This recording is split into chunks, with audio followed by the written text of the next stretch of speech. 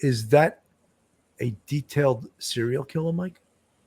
Billy, that makes it so difficult. He is not someone who acts impulsively and just runs away from the crime scene like an attack, like me out on the street or in a dark park late at night, where it leaves the victim and he's running away. This guy planned meticulously before, during, and after. This is where, I've said it before, this is where when Hollywood makes these horrific movies about serial killers, it comes from true facts. Because you can't make this stuff up. Nobody would have that kind of imagination, but the human mind does, and he did it. And that he was a formidable opponent. And he did this for what we now see is from the 1990s, starting back in the early 1990s. I opined like a week ago, this may go back to the 80s. So there is probably all of the 12 poor individuals who were found, their bodies were found, they may all possibly be belonging to Rex. And there might be even more that were just never uncovered.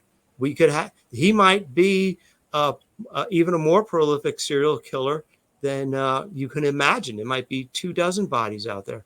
He might have done several in a year, one in a year, whenever Asa wasn't around or anybody wasn't around. But this task force and this investigation is probably going to go on. It might go on for another year, easily. I think longer than that. I absolutely think much longer than that. I want to play a little bit of this from Law and Crime. Devices, all 350 of them. More on that in a bit. But first, we heard late last week that something was coming, that Rex Heuermann was going to face more charges. And that really shouldn't have come as much of a shock if you've been following this case. Just last month, members of the task force were back at Heuermann's home, carrying out boxes and boxes of evidence, turning that red house upside down, and even searching the backyard. And before that, in April, investigators were searching an area of Manorville, where part of Jessica Taylor's remains were found on July 26, 2003. Suffolk County District Attorney Ray Tierney said no other bodies were found during those searches. But now Heuermann is accused of killing Jessica Taylor in 2003 and Sandra Castilla in November 1993. This now brings the total number of murders for which Heuermann faces charges to 6. He had already been charged in the murders of Maureen Brainerd Barnes, Amber Costello, Megan Bartholomew, and Megan Waterman, who had been called the Gilgo Four. Tierney spoke about the murder of Jessica Taylor after Heuermann appeared in court. First off, with regard to Jessica Taylor, that her body was recovered on July 26 in 2003 off of just west of Halsey Manor Road in Manorville.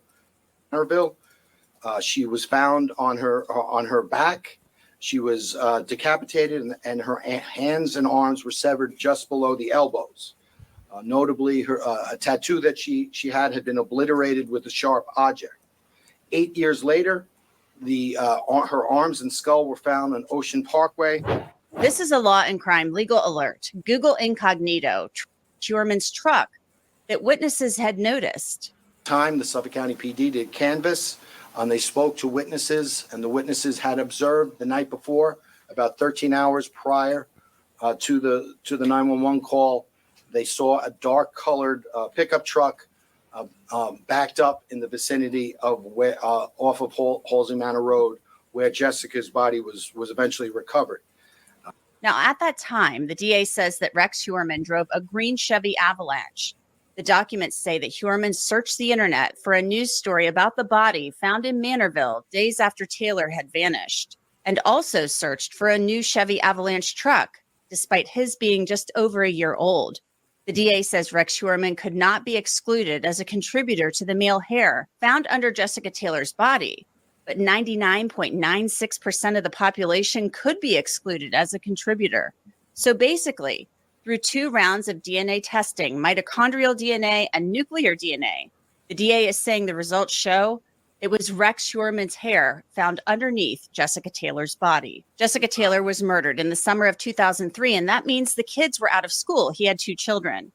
The DA says that Rex Heuermann's family was in Vermont with one of Victoria Heuermann's kindergarten classmates, and Rex Heuermann did not go on that trip. The bail application says, based on post-arrest interviews with witnesses, including witness two's family and Victoria Heuermann, the Gilgo Homicide Task Force has learned that at the conclusion of the kindergarten school year, Ms. Ellerup and her two children vacationed with witness two's family from on about July 20th, 2003 through on or about July 27th, 2003 at Smuggler's Notch Resort. That was in Vermont.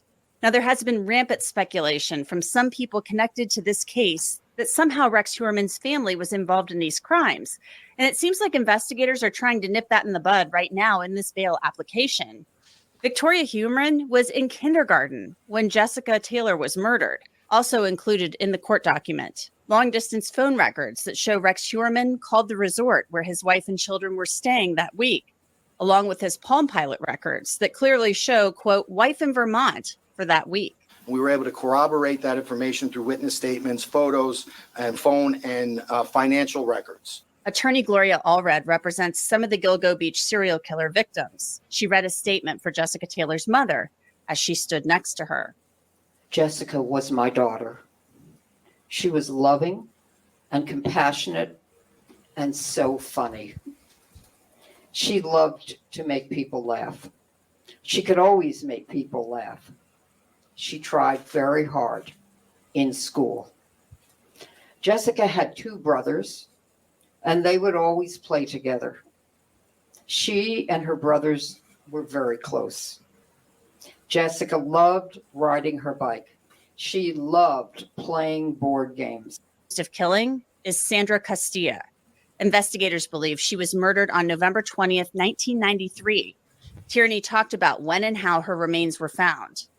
Two individuals while hunting in that wooded area of Southampton in the vicinity of Old Fish Cove Road in North Sea discovered her body.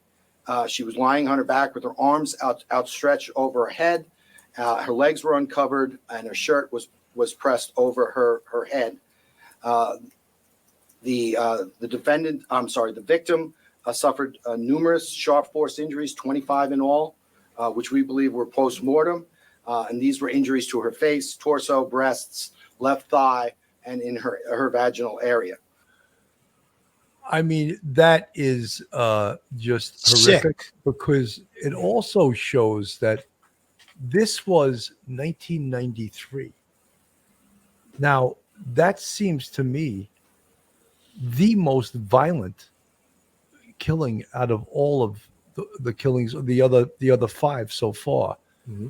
It seemed as though the Gilgo 4, although they couldn't determine cause of death, they just listed it as homicidal. But it seemed that it was most likely asphyxia or strangulation. But when he said there were 25 post-mortem stab wounds, that is sick. That means she was dead. She was dead when he stabbed her 25 times. That's a real sick mind of a serial killer. That is a psycho. That is an absolute evil, psychotic, psychosexual sadist, as Dr. Joni Johnson said when we had her on the show about a year ago.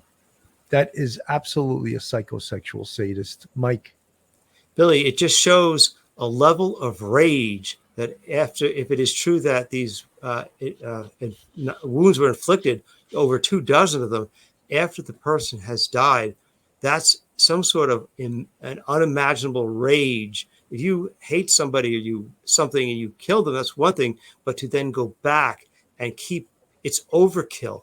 It doesn't make any sense unless there was some rage or he was play acting something he saw on one of those porn sites or something that he'd visited. He'd visited many of them, and it was all kinds of terrible, torturous stuff. Maybe he was reenacting something, but it's whatever it is, it shows some sort of sick rage, overkill violence. It doesn't make any sense at all. It's gratuitous, it's unnecessary, and it just shows you perhaps that wherever he was in a place where he controlled the environment and he had time to clean up afterwards. I don't mean to be graphic, but he had time to clean up afterwards. just shocking, that level of violence. But just think about it. He was probably about 29 or 30 when he was doing that. He was not a 60-year-old man. He was like a 30-year-old man doing it in the prime of his life. Very sick. Phil, your thoughts?